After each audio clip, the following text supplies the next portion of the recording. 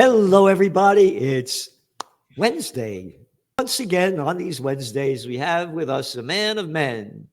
And many of them don't exist anymore because this is a man that knows a lot about what used to be called the Bill of Rights and the Constitution, both of which have been destroyed by the little freaks running and ruining our country that people call politicians, parasites, arrogant, narcissistic, sociopathic, pathological liars.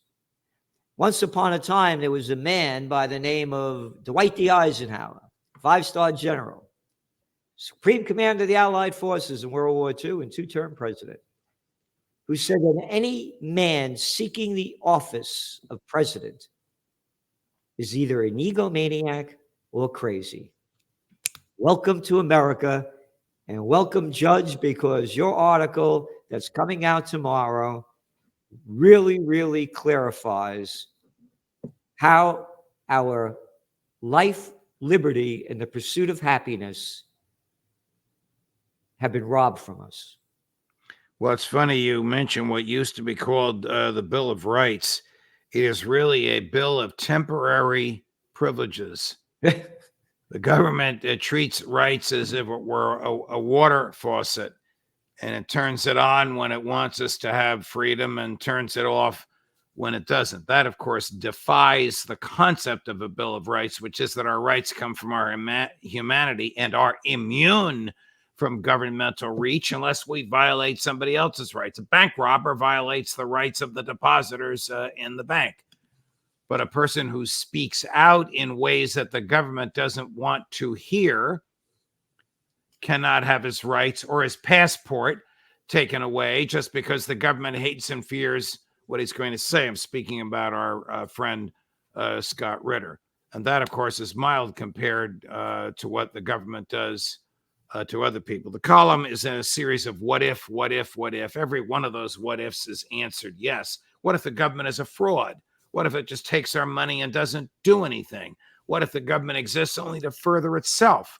Well, the answer is yes, yes, and yes. Why do we accept this? Why do we have a supreme law of the land, the Constitution, that everybody who works for the government, from a school board janitor to the president, swears an oath of allegiance to, and they don't follow it? They don't even treat it as a guideline. They just ignore it. That's what we're going through. Presidents start any wars they want. Congress authorizes all the spying it wants. Congress spends whatever money it wants, and life goes on. When George Bush became president, George W., the federal government's debt was $2 trillion. That's 24 years ago. When he left office, it was $7 trillion. Where'd the $5 trillion come from? Afghanistan and Iraq. Why did we fight those wars? To get the country's attention off of 9/11. The federal government's debt today is $36 trillion. In 2035, it'll be $50 trillion. And today, we spend $1 trillion a year in debt service. Doesn't reduce the principal. It just pays the debt. How much longer can we go on like this? Not much longer. Before the federal government collapses, its money will be worthless. No one will want to work for it. It'll fall like the Soviet Union fell. Yeah, you mentioned about Bush. People, one of my lines is that when all else fails, they take you to war. I have used that line so many times, and every time I use it, I give you credit for it. Well, thank you. And people forget the dot-com bust preceded the war on terror, 9/11. Right. Little Georgie Bush's ratings were in the toilet. The country was going into a deep recession.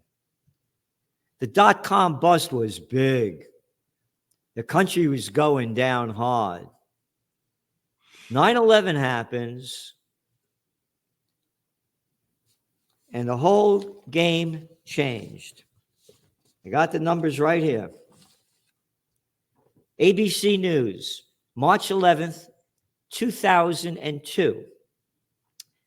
6 months after September 11th, Americans are expressing enormous sustained support for the war on terrorism, broad approval of George W. Bush's job performance, and a swelling sense of patriotism that leads most to say this crisis, you ready, has changed the nation for the better. 82% approve of Bush's job performance. Ready? While that's 10 points below his peak in early October, he still has scored higher, longer than any previous president in polls dating to 1938. Even more people, 88%, approve Bush's handling of the war, while 64% approve strongly, and more than 8 in 10 think it's going well. All right? Hey, did they ever find those weapons of mass destruction that Saddam Hussein had, that Phil Giraldi told Bush they didn't have, that Scott Ritter told Bush they didn't have? Again, look at the stupidity of the general public. People swallowing the crap coming out of that little boy's mouth, a little ignorant piece of scum, a little daddy's boy. You know, George Carlin said it's one big club and you ain't in it. You think little Georgie Bush would have gotten anywhere if his daddy wasn't George Bush and his uncle wasn't Prescott Bush? Oh, yeah, the guy they said that they dealt with the Nazis. Is that the guy you're talking about? Same guy. Yeah. Look at the little jerk up there north of us, up in Canada. Little Trudeau, a little arrogant piece of scum nothing. My daddy was Pierre Trudeau. Look at the moron. Daddy. I thought his father was Fidel Castro.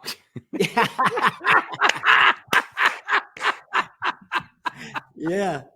I don't know if there's any substance to that rumor or not. But anyway, what you've written, and you're going into what if, and you said, what if somebody robs a bank robber, then they're guilty, right?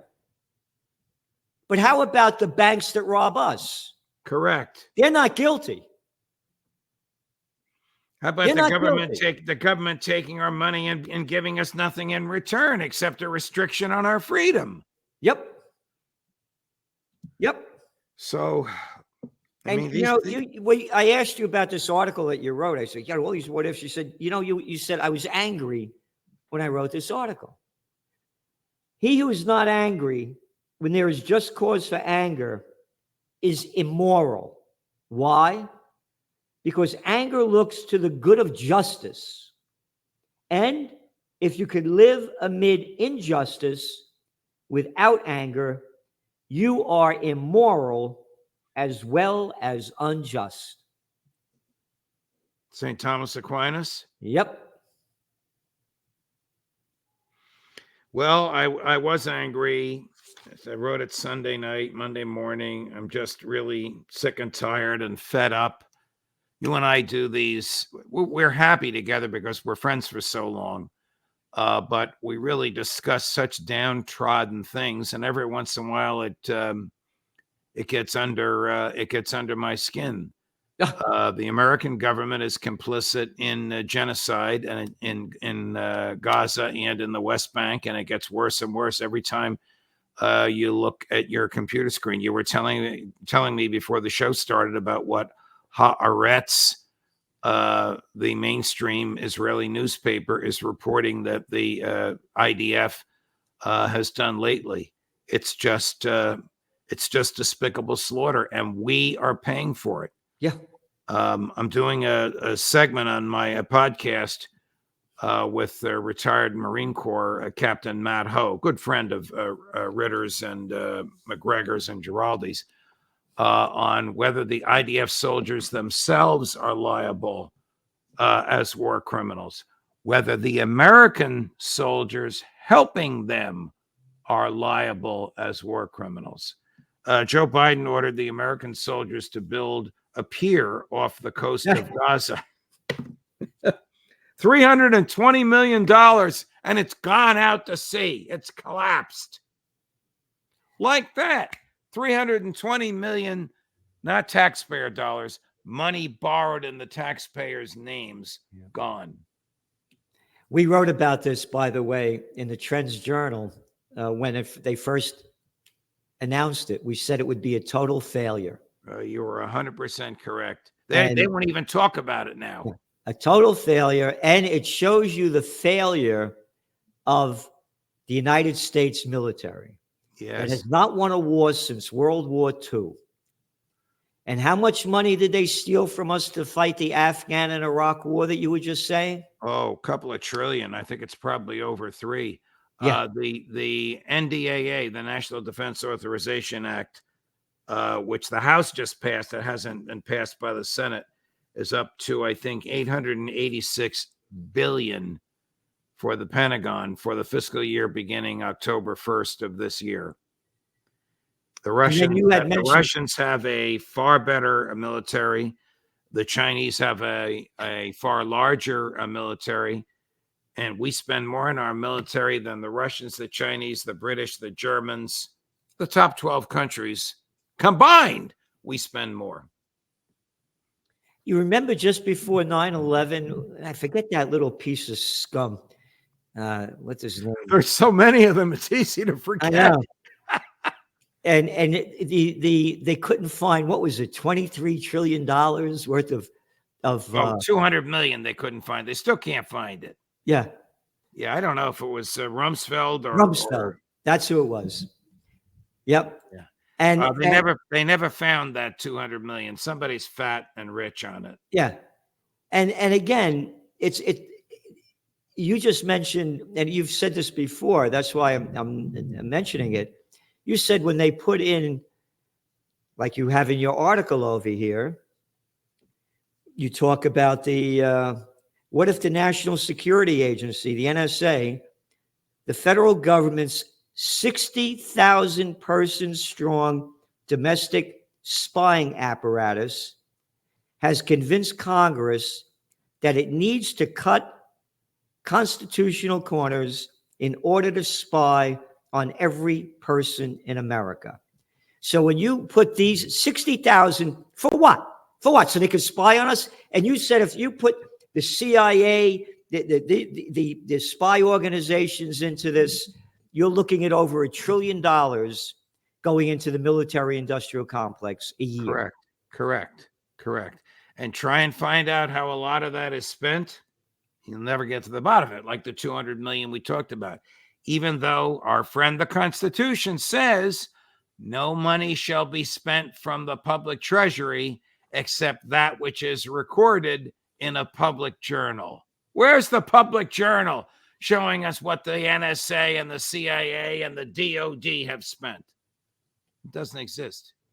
And then you go on to write, what if the Franklin D. Roosevelt government knew of the attacks on Pearl Harbor before they came? What if it looked the other way, knowing that the American people would react with fury, and thus America could enter World War II, a world which FDR desperately wanted? What if 3,000 sleeping sailors died because the government looked the other way? What if looking the other way in the face of a certain attack constituted murder? One person was prosecuted, the admiral, even though this was orchestrated by FDR himself, Admiral Husband Kimmel. I believe he was eventually pardoned. He didn't do anything wrong. They were sitting ducks. It just shows you the radical abuse of power, the disregard for human life, the disregard for the Constitution. Presidents love to kill, whether it's Donald Trump sending a drone to kill General Soleimani while he's on his way in Iraq. He's an Iranian general in Iraq to have lunch and to talk peace, or whether it's George W. Bush unleashing hundreds of thousands of troops to slaughter a million civilians in Iraq and Afghanistan. Presidents love to kill. How about a quote from the Nobel Peace of Crap Prize winner Barack Obama in the book Double Down? Quote, "I'm really good at killing people." Yeah. They consider people like you and McGregor and Ritter and Blumenthal and I as outliers. Yeah. We are the true patriots. They are the outliers. They just happen to be in power, and they happen to have their finger on triggers, and those triggers expel real firepower that kills innocent human beings. LBJ, Vietnam, 500,000 American boys, and in those days they were all boys, sent there. 52,000 came home in body bags. For what? So that he could run for re-election as a wartime president. Eventually, of course, he was chased away from running for a re-election because it had become so unpopular. And then when the Pentagon Papers came out, we turned out that the generals were lying to him and he was lying to us. Yep. You know, you mentioned FDR. Again, this is from History Today, mainstream media. Because you had mentioned in one of our podcasts about the United States cutting off oil in Japan. This is prior to 9/11, prior to December 7th attack on Pearl Harbor. Right. United States freezes Japanese assets. July 26th, 1941. July, right? Right. August, September, October, November, December. 5 months before 9/11. You ready? 5 months before December 7th. I'm sorry, December 7th. On July 26, 1941, President Franklin Roosevelt seizes all Japanese assets in the United States. You know why? In retaliation for the Japanese occupation of French Indochina. Oh, wait a minute. What the hell do I care that the Japanese are doing in, what do they call it? French Indochina? Oh, you mean the dirty French that invaded Vietnam, Cambodia, and Laos, robbing their rubber, their tin, rape, pillaging, and murder? Why, how dare those Japanese go in there? Oh, it gets better. You ready? It goes into, President Roosevelt swung into action. Britain and the Dutch East Indies followed suit. Dutch East Indies? You mean the dirty Dutch in Indonesia? Stealing, robbing, pillaging, murdering? Followed suit. The result? Japan lost access to 3/4 of its overseas trade and 88% of its imported oil. They only import 100%. Can't understand why they bombed Pearl Harbor. I can't figure it out. Nobody talks about this. I didn't know about this. Nobody talks about it. When you and I say things like FDR manipulated the Japanese into Pearl Harbor, Harry Truman was a mass murderer, we are outliers. But history has vindicated that. We now know from telegrams and from notes that they knew that the planes were coming and they manipulated them to come, and they let those poor sleeping 3,000 boys in those ships die a watery death. Yeah. Again, I would not have looked this up had it not been for you mentioning it, because all I did was I Googled up FDR Japanese oil, and boom, this whole article comes up. I didn't know about this. Again, well, this is not taught in American schools. You'd have to do the research on your own, as you just did. And again, here's another part. You know what else angered the Americans? Japan followed up by occupying Cam Ranh Naval Base. That's in Vietnam. 800 miles from the Philippines, where Americans had troops, and the British base at Singapore. Wait a minute. What the hell are we doing in the Philippines? Oh, but of course the British could be in Singapore Because the sun never sets on the British Empire. We can murder and steal all over the world. Why? We have His Majesty, a royal piece of shit, a murderous crime syndicate. Thank you, Sir Winston. Yeah. They shouldn't even laugh at it when you consider all the lives taken and all the property stolen. And now the king of the hill is the United States with our exceptionalism and our exporting of democracy. Baloney, we don't export democracy, we export death. Yep. And again, speaking of exporting death, we supply the weapons of death as we're doing as the genocide of Israel. And this war is ramping up. They're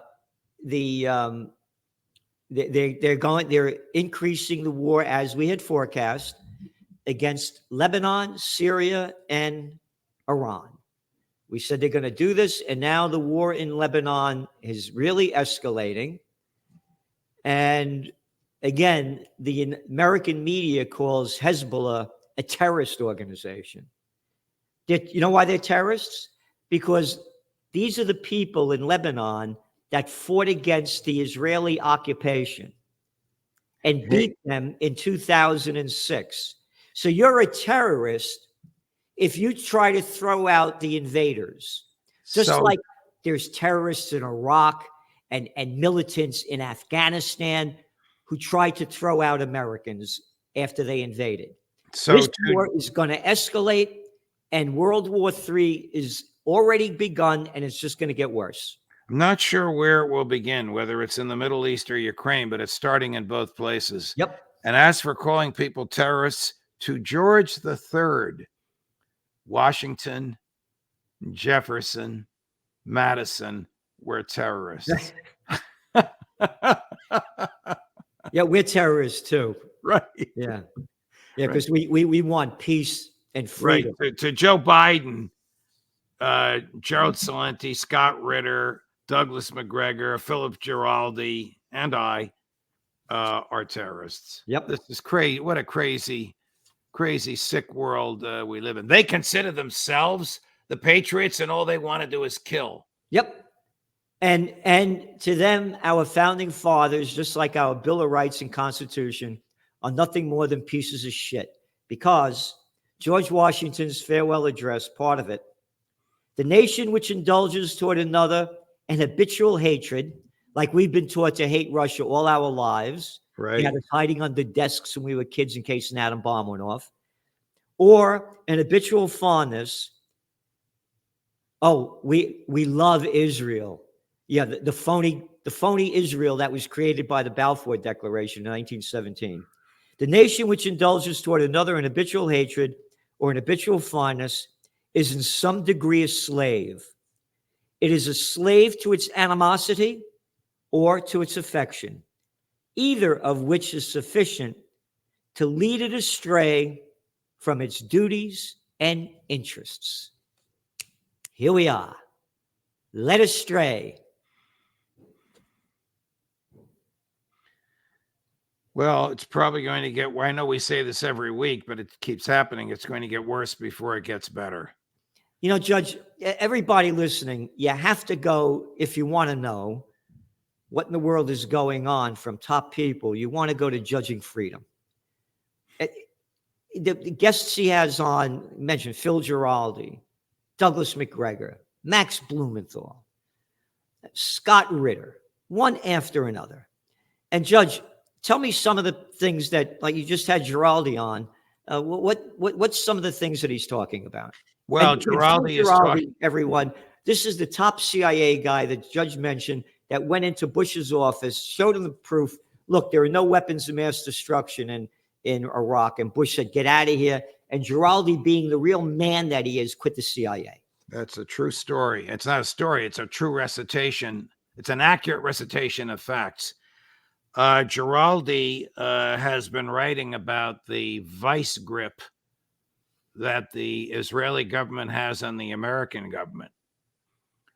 Thomas Massey, Republican libertarian congressman from Kentucky, told me on my show Ugh. that every Republican member of Congress but him has a minder from AIPAC, a person, a semi-official member of the staff who consults with him daily and reminds him or her of what the Israeli interests and needs are. When Massey learned what this was, he said, "You're no longer welcome in my office. Don't call me. I won't return your phone calls." He's the only one who's done that. This is just an example of the vice grip. Not far from where I live is a Democratic primary tomorrow in Westchester County. Yep. AIPAC has dropped over $20 million in a Democratic primary for Congress. That's more money than all the primaries in the country combined, because the congressman, a left-wing progressive with whom you and I disagree on almost everything, has called out Israel for committing genocide. Yeah, that same guy, was it Bowman or Bowman? Yeah. He also supports the Israeli genocide. He supported all the bills that sending the weapons and on and on. No. This is the guy that opposes them. The Democrat that is running against them is the one AIPAC is supporting. So, Phil, to answer your question, Phil has been doing, he's on vacation now, but he has been doing a lot of research on the depth of, it's not just AIPAC. AIPAC, he says, is the best known of these groups. There actually are other groups that are better funded than AIPAC that have their tentacles into virtually every Republican member of Congress, House and Senate. Massey's the only one who's come out publicly saying, "I don't want to have anything to do with you."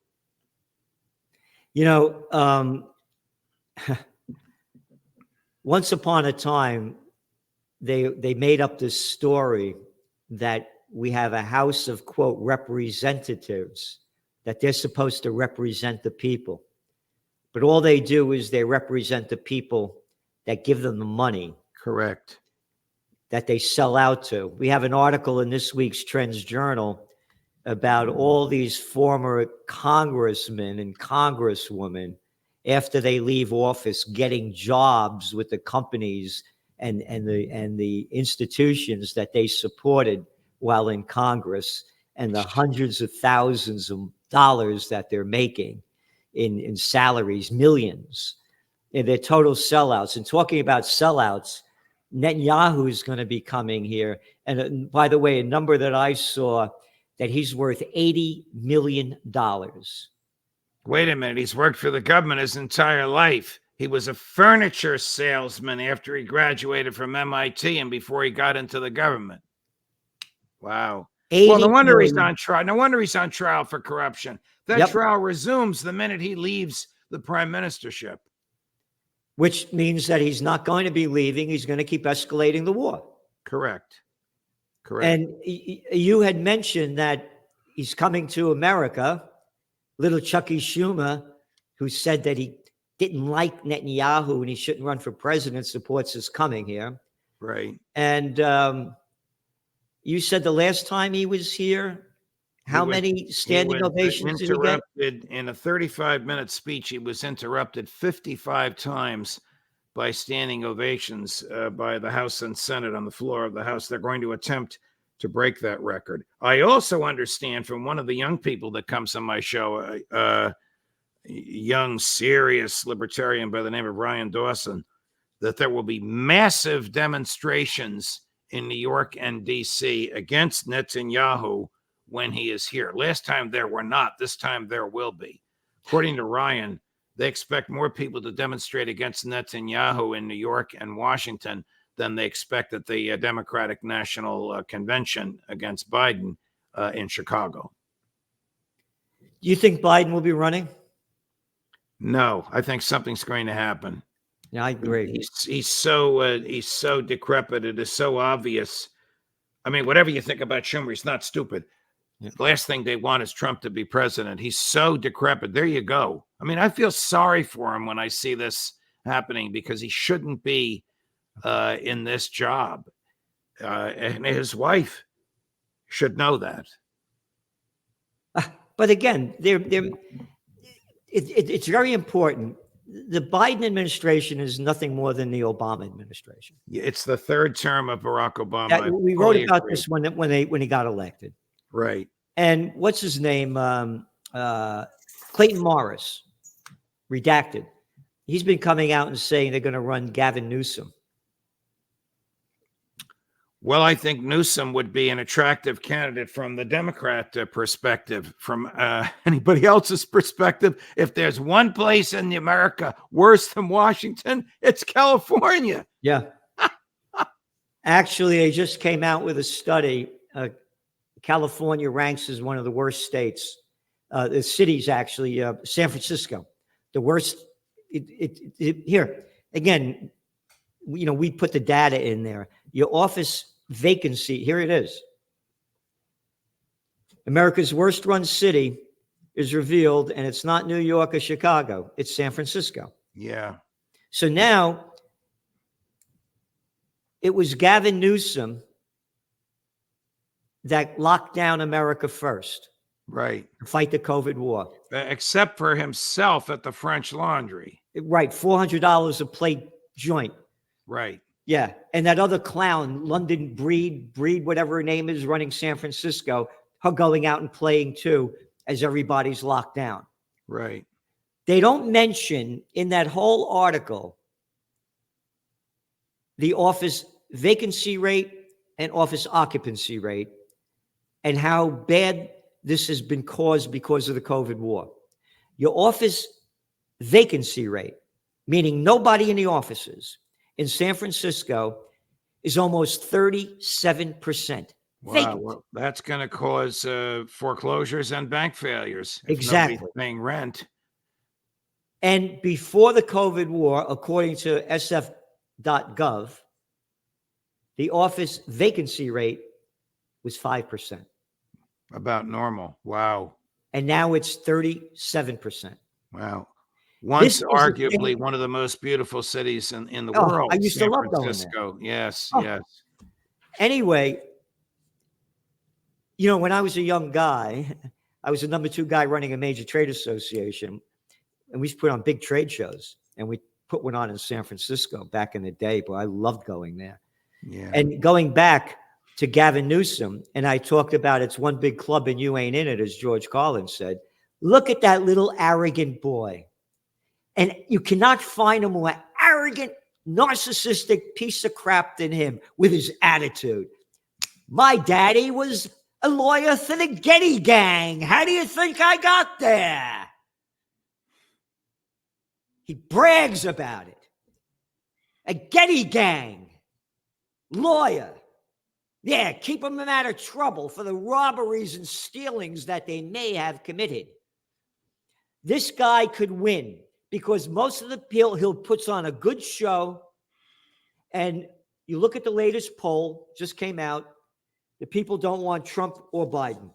Never before higher numbers that the people don't want either candidate. So a lot of people will go out and vote for Newsom because they hate Trump. Right.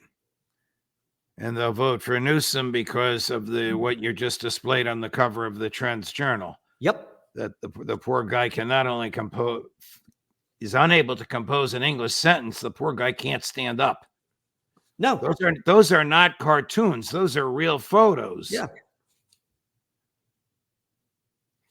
Judge, thank you again for being, and again, we're going to have a big rally here. You talked about they're having a big protest against Netanyahu. We're going to have a peace and freedom rally that Scott Ritter says should be a 1 million-person march for peace. And that if we don't have it, we lose. And Judge Napolitano will be one of the speakers along with Ritter. And we're lining up others as well. September 28th at the Four Corners of Freedom, John and Crown Street in Kingston, New York. The seeds of democracy was sown here. It's the most historic Four Corners in America. The only place with pre-Revolutionary War stone buildings on each corner. And that's why we're having it here. To bring back the spirit of our founding fathers. It does not take a majority to prevail, but rather an irate, tireless minority, keen on setting brush fires of freedom in the minds of men, said Samuel Adams. And we are that irate, tireless minority. Thank you, Judge. And we will set those brush fires of freedom. Amen. And hey, women. Thanks, Judge. And again, everybody, don't forget, go to Judging Freedom, because the judge is doing everything he can to bring freedom back to America and the great guests that he has. Thank you. Thank you, Gerald.